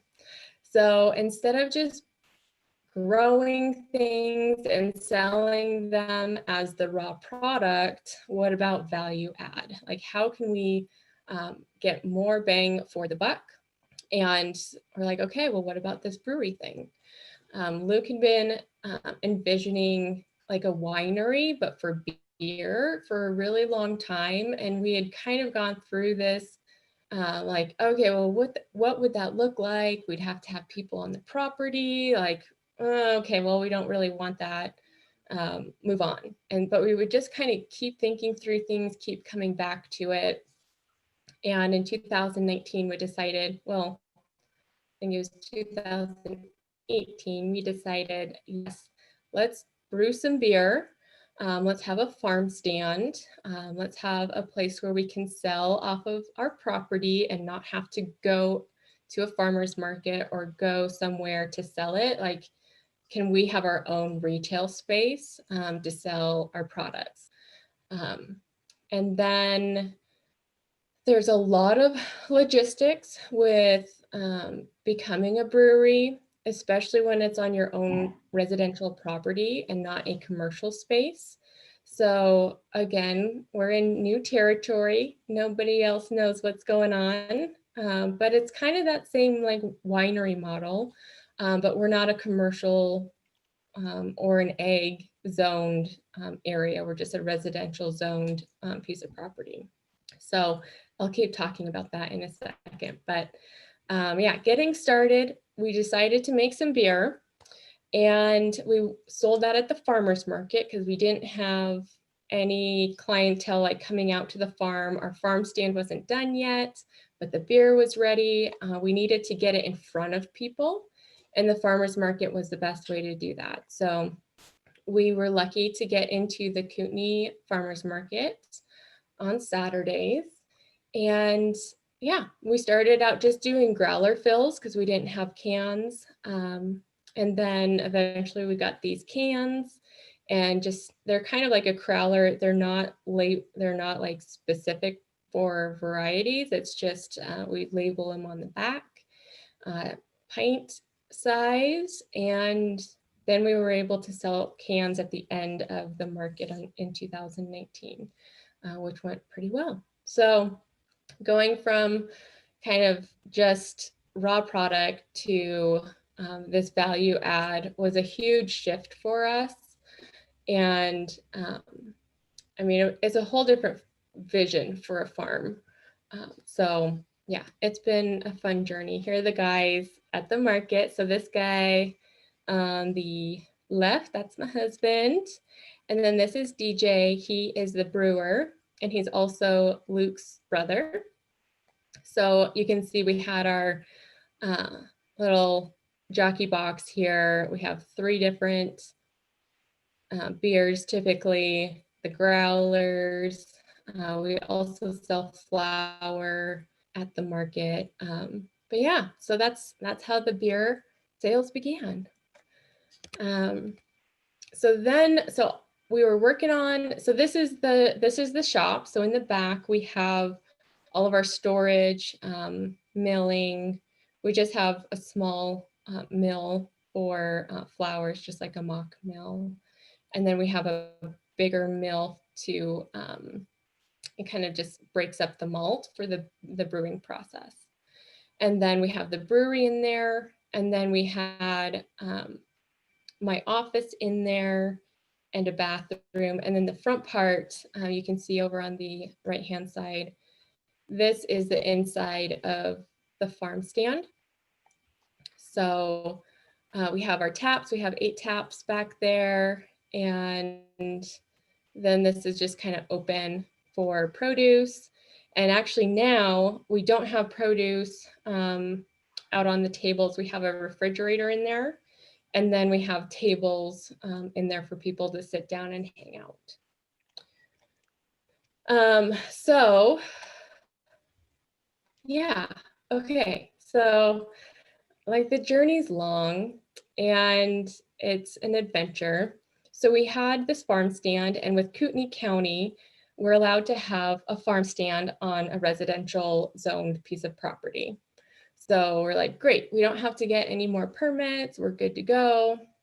But people can't drink beer here. They can come out, they can have a little taste, a little sampler, and then they can get the beers to go. So it's very, it's kind of like a grocery store, and people aren't coming out to our place to get groceries. We're kind of, you know, it's inconvenient for a lot of people. So we're like, okay, we need to get people hanging out here and having a pint of beer. So that meant more permits, more conversations, and more time. So we have worked with the Kootenai County to get our little area of the brewery, not the whole property, just a little section rezoned for, it's a cottage food industry or cottage industry permit. So the fire department, the highway department, the health department, and then the county, and I think that was it, all got involved with the rezoning, with the building department, health department, I don't know, they all blur together now. So we had to do 2 bathrooms in here. So we had to do more construction. We had to add a second bathroom. And then we had to do a new septic. So it was definitely another investment into this enterprise. And yeah, it just takes a lot of time and takes a lot of patience. But people can drink beer on the property now. So if you are in the area, you can definitely come over and have a beer at the farm. So we have like really shifted our whole model to really work for our small piece of property, our desires, and like, how do we really make this a business? So like selling 30 shares for my CSA for vegetables, there's so many expenses when you're growing vegetables. A lot of the expense is just time and paying, hopefully yourself, but also an employee. So I had an employee helping me with harvesting and weeding and so forth. But yeah, it's like I just can't, it's either scale up huge with your $2 bundle carrots, or make a product out of that raw good and be able to have a lot bigger margin. So with what we're good at and what we like to do, we are kind of shifting into this agritourism. So we are having people out on the farm where they can see how things are grown. So the hops go into our beer. We grow the specialty grains, which Luke is malting and putting into the beer. And then we even use the produce. Like we have a kale pale ale. We have a pumpkin cranberry one coming out this fall. There's different berry ones, blueberry, oat porter. So we encapsulate the entire farm into this product and into this story that really helps people understand a little bit more about agriculture through enjoying a beer on the farm. So I think this next year, we're going to lean into that even more. So we're going to cut down the produce side and grow enough for us and for the farm stand and for the beer, but not scale it up to be a huge enterprise. So it's going to be smaller, it's going to be more manageable, and less time there so that we can spend more time marketing, going to farmers markets and getting people out to our place to sell at the retail price point. We are looking into doing wholesale for the beer, so getting that into stores, bottle shops, and so forth.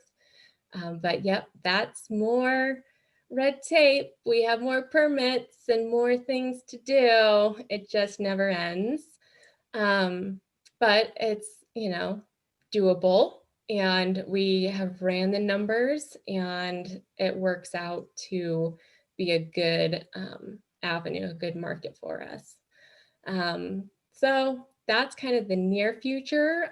Long term, we would like to have like the farm to table dinners, events, even a U-pick option, but all of those require rezoning, and that is a conditional use permit. So we're going to have to get rezoned to be a resort for Kootenai County. So if you are interested in agritourism, check with the land that you're looking for, see how it's zoned. If it's zoned residential, you'll probably come into these same requirements. But if it's zoned industrial or if it's zoned ag, you know, everything is a different story.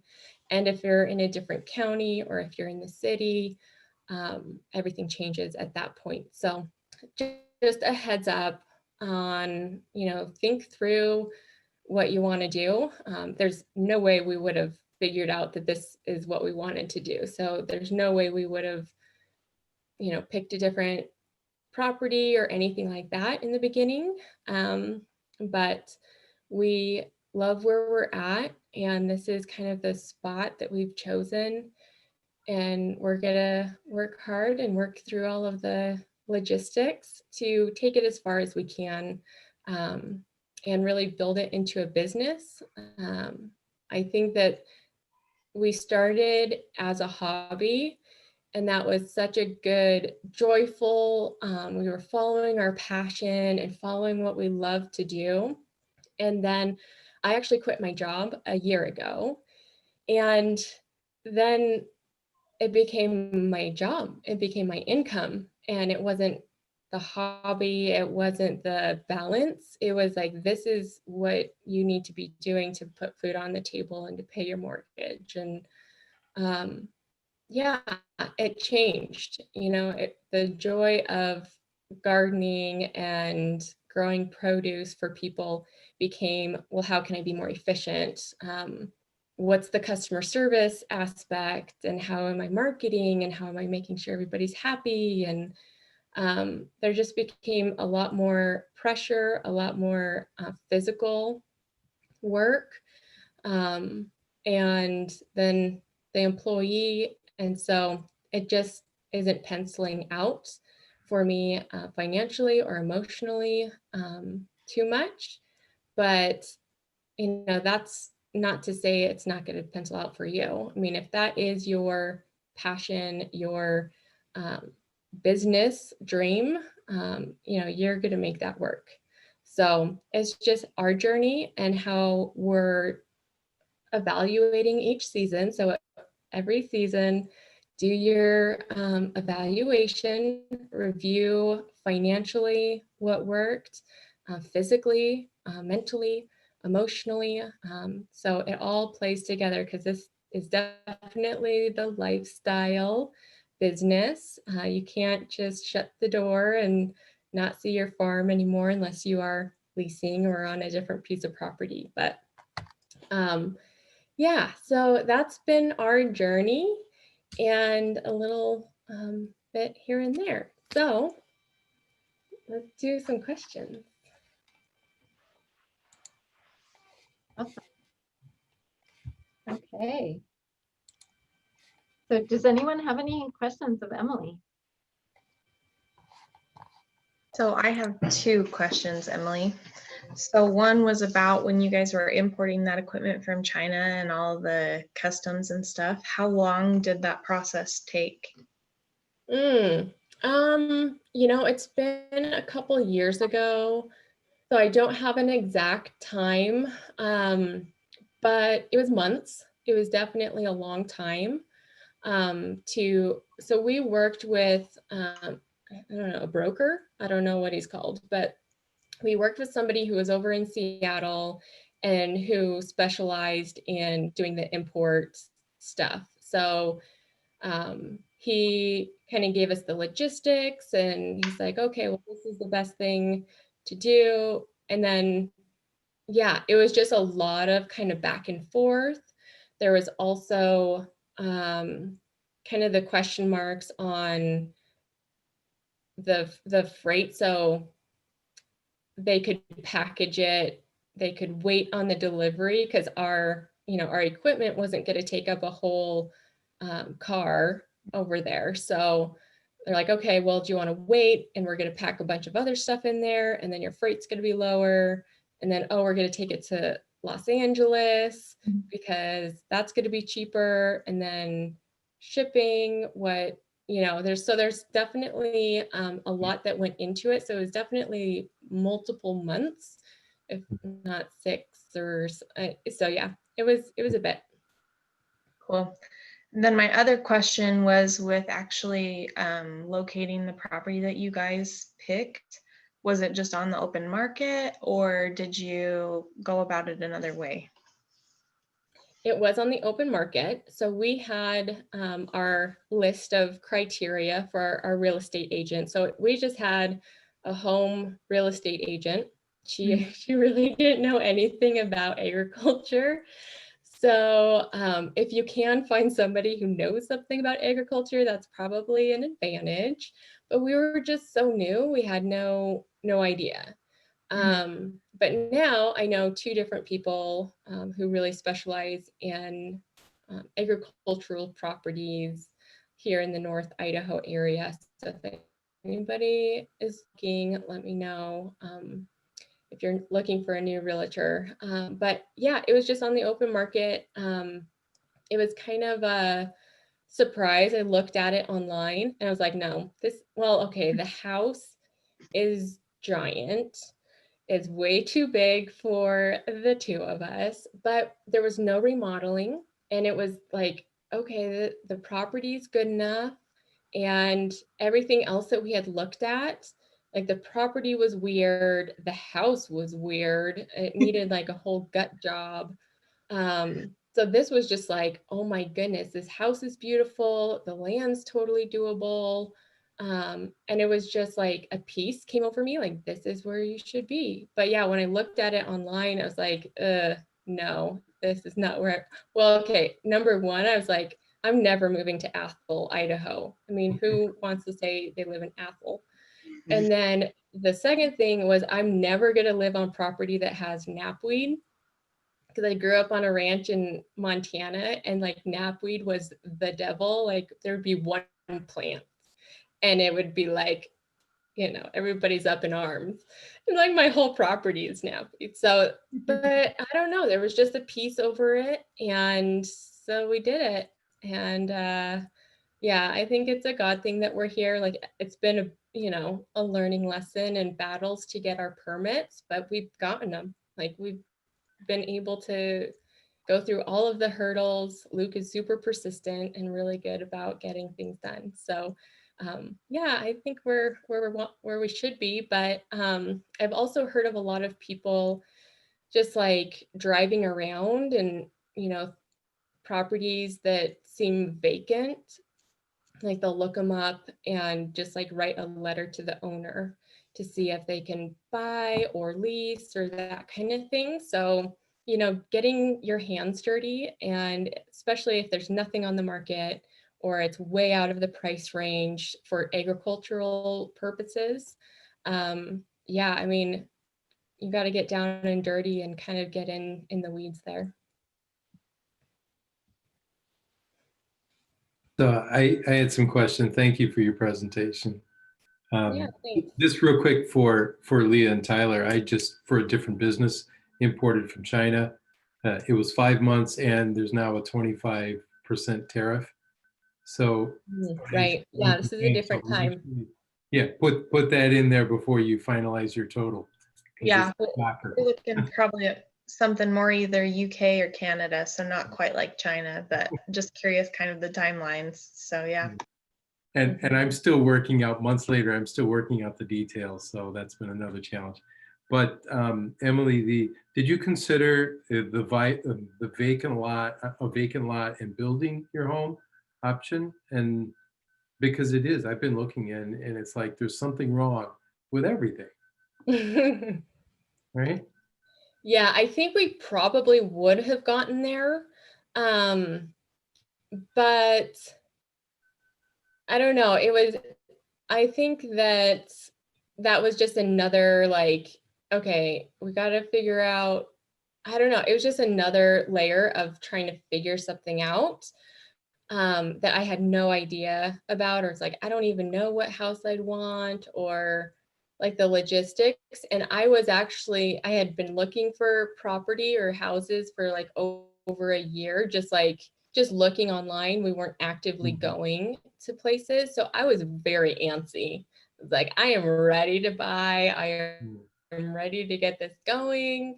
So having the, you know, building thing, it's like, well, that's another time frame, but I'm sure we would have gotten there if we didn't find this place. Did you do soil tests prior, or you just said it feels good and you just rolled with it? Oh, it just felt good. Yeah, we did not do soil tests prior. It was after after we purchased. So yeah, we were very new, and it was still an exploratory time for us. I think if we had gone to school to be farmers, like a sustainable agricultural program, and we had interned on farms, and it was like, yep, we know the business of farming, we know the intensity, we know who we need to hire, we know like everything that's going to go into this, and we need a property like this, and this. I think we would have been in a whole different place. But yeah, we were not educated in that in that experience. So we were winging it quite a long time. And just one more question: do you have tours of your property? Yeah, so I mean, anybody who comes out here, I mean, we're happy to walk you around. So yeah, I mean, it's pretty informal, Okay, cool. but yeah. Thank you. Thanks.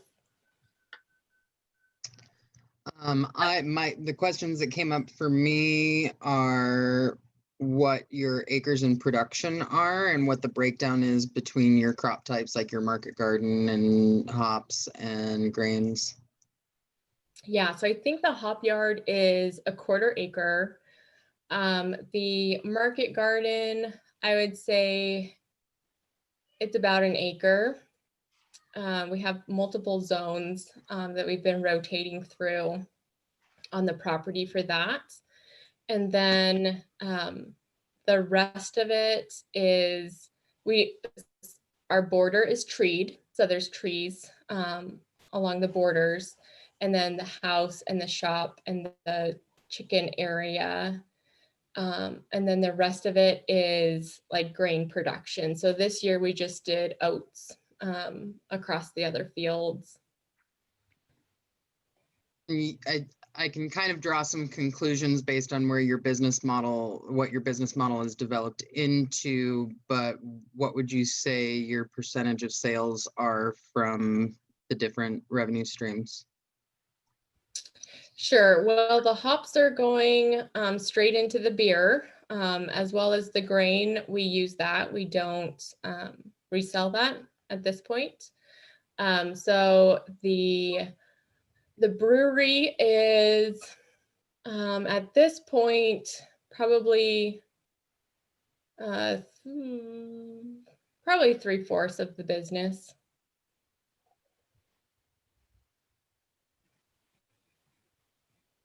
David, did you have a question? Yeah, I had a question about how you got the confidence to invest in the big improvement like your farm stand. When you got the property, is that something you knew you always wanted, or how did you get the confidence to do the big improvement? Yeah, so I think we had been thinking about kind of the brewery winery experience for a couple of years. But to actually do it was like, okay, we've talked about this for a couple of years. We've never been completely set on it, but it might be what we need to actually be a business. Because we were still very hobby with the vegetable side. So we ran the numbers. We had gone to a couple like grain conferences through Link. We knew some different brewers. So just from networking between brewers and grain and so forth, we were confident on like what numbers we could bring in with, okay, well, how many, pints do we have to be selling and so forth. So we ran the numbers and we were comfortable with making that shift into that new enterprise. And it has been going along pretty good with the numbers that we ran. So it wasn't too out of the box, like wishful thinking. Like I think the vegetable side, like even though we had gone through training, like classes and stuff, it still like wasn't like a realistic, easy, I don't know. It wasn't very like, okay, well, how many carrots do I really need to be growing? Like I saw a bunch of farmers being very successful, or, I mean, they never showed their finances, so I don't know what successful looks like. And I think that was kind of the missing link for that enterprise, is like, I just didn't know what I didn't know until I realized like, okay, how are you supposed to run the numbers that actually make sense before you go down that path of like, well, I don't know, so I just got to figure out through experience. But no, there are numbers out there and you just have to do your due diligence to figure that out.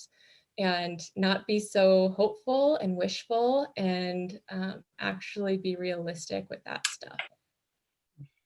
And another quick question: how much time would you say you spend on marketing?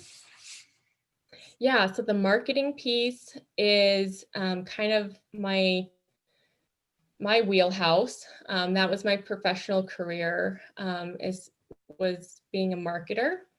So it was really hard this summer because the vegetable side was taking up so much of my time that I was marketing to my CSA people. I was doing the customer care, the nurturing portion to my CSA customers, but I didn't have the same time needed to draw in people to the brewery. And it really put a stress on the business because the brewery is what brings in all the money. But I was spending all my time doing the nurturing part with my CSA customers. So now that the vegetable side is over, the marketing piece, I mean, what you really want to be focusing on is, like the one-time setup for your website, and then kind of like the different avenues of how you're going to be reaching new audiences that don't know about you yet. And then the nurturing part. So like the people that know about us will be on my email list. They'll be following us on social media. So I want to make sure that those people feel like they're part of our journey, that they are aware of what's going on so they can keep coming out and being excited about what's going on. So I am really focusing just on the nurturing part right now. So the social media posts, taking pictures for those posts, and doing the newsletters. So 1, 2, 3, I don't know, I mean, 4 hours a week, maybe. But if you batch your pictures and you take just a bunch of pictures that are ready to go, and then you kind of get into your rhythm of like, okay, well, this is how I post every week.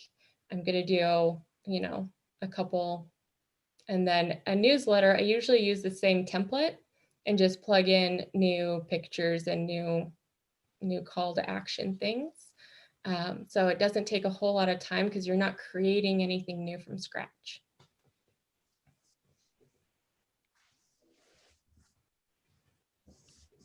Emily, this is Marcy from the Farmland Trust. I am impressed with your endurance and tenacity. Thank you, Marcy. I appreciate that. You're welcome. My question has to do with your liability insurance, because we face that as a Farmland Trust, bringing donors and doing open houses when we acquire new farms. And so we always pay a lot of money for liability insurance. I'm wondering how you're dealing with that. Yes, we are paying liability insurance as well. So the insurance part was always a big question mark for me. Because I'm like, if somebody gets sick off of my produce, what then? Like, they're going to sue me? Like, what kind of liability do I have? So, I mean, first of all, we started by structuring our business as an LLC. So instead of just under an assumed name, we actually became an entity, an LLC. So that kind of put a little separation between us and our person. And then I talked to my insurance agent and they're like, well, I'm like, okay, this is my farm. How do I insure it? And they're like, well, do you grow hay? Do you grow grain? I don't know this market garden situation. So they only knew how to like cover like damage, like liability if, your crop fails and that kind of thing.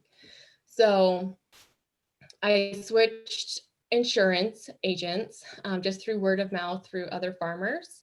And she was able to quote me. So just as a small market garden that you're, selling at the farmer's market, people are not coming on your property.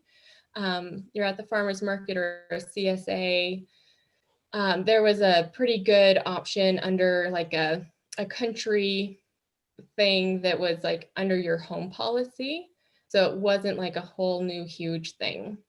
So we were able to do that for a little bit. But now with the brewery, people coming on the property, all of that liability with things, we did have to then move into that higher level. We actually got another agent for that, who is out of, she's over in Washington somewhere, and she's amazing. But she knew everything. She was like, it was like so hard to find somebody who knew our language, but she was on it. And so we do have a higher liability. I want to say it's about $300 a month. And then that covers us if anybody gets hurt on the property, and that type of thing. So can I ask what company that is with, that person? Yeah. Financial or something else? I had her information. I'm just gonna be right back. I think I have it right here.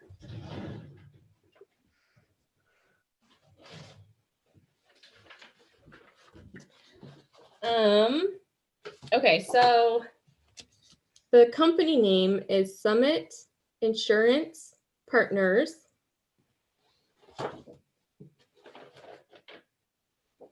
And her name, okay, I'm gonna type it into the chat. Okay, that's fine. Fine. I don't want to take up all your time. Because, yeah, she's amazing. I love her. Like, she's so quick. Thank you. Okay, how about if we take one more question if somebody has a burning question?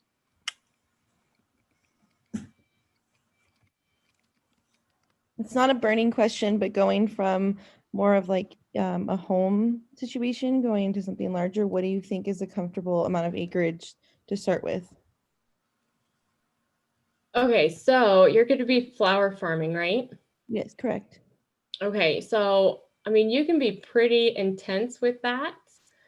But I would probably put you in touch with a couple flower farmers up here. And then I would recommend, you know, kind of thinking through events as well. So like if you could do like wreath making workshops and bouquet workshops, like anything that can get more people out as a value add.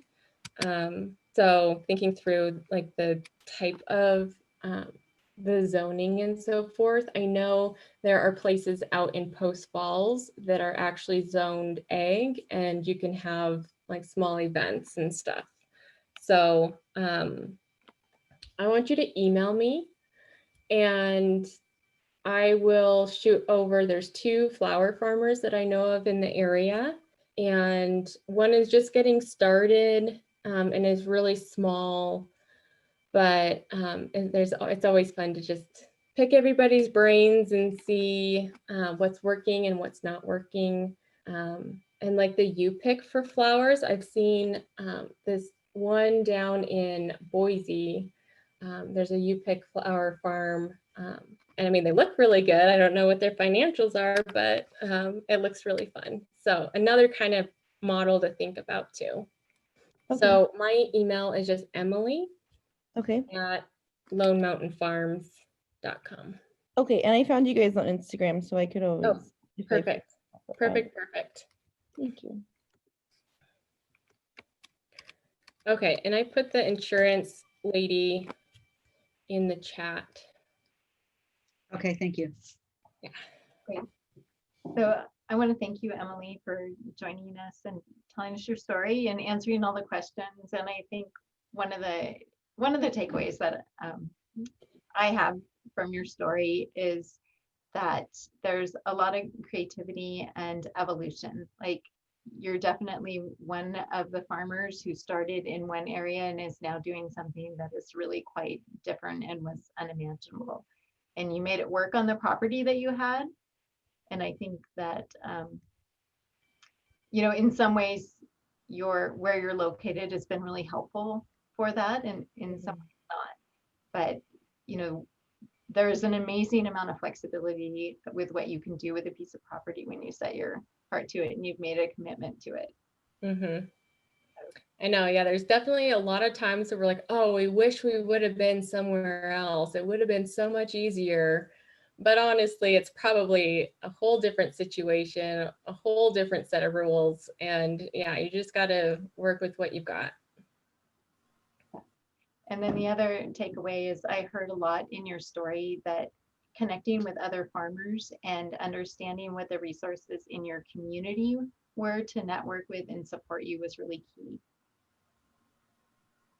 Yeah, that's so true. I mean, we would not be where we are today without the help from other farmers and educators, and just our community who's purchasing from us and supporting us. I mean, we're just, when you're in this business, you are local, you know, and you really have to tap into the local community and as many farmers as possible because they're amazing people and know so much. Right. Well, thank you so much. Again, thanks for joining us. Yeah, thank you guys. It was good to see everybody. Good night. Thank you. Thank you. Okay, so let's see. We are, well, I don't even know.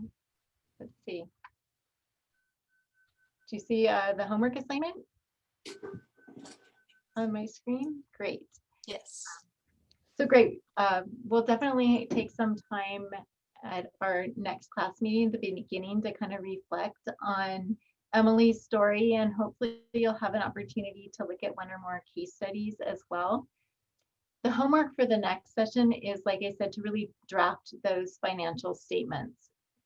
So in the section 2 of the online classroom, you have a number of examples, you have a number of templates, and so I'd like you to take the time to go through the financial self-assessment worksheet to kind of understand, you know, from your own framework and what we've talked about, where you are financially in your readiness to acquire land, or what information you're going to need, what statements or investigation into your finances you're going to do.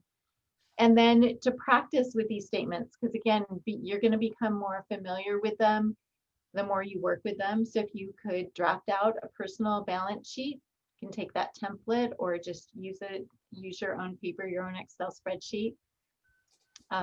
Draft an income statement for a future farm enterprise or your existing farm enterprise.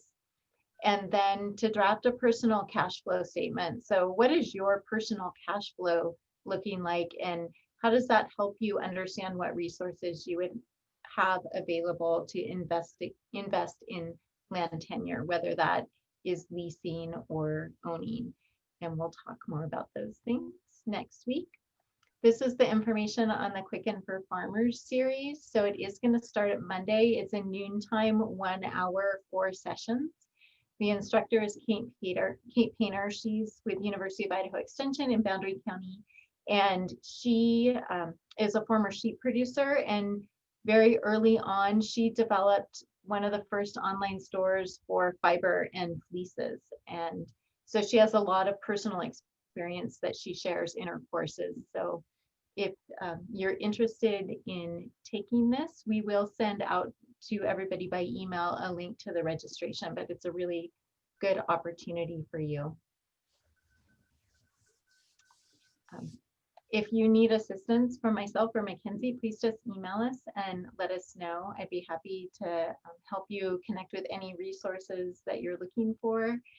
And we really hope that you have a great week and that we get to see you next week. Same time, same Zoom. So thank you very much. Thank you. All. Thank you. Bye. Thank you.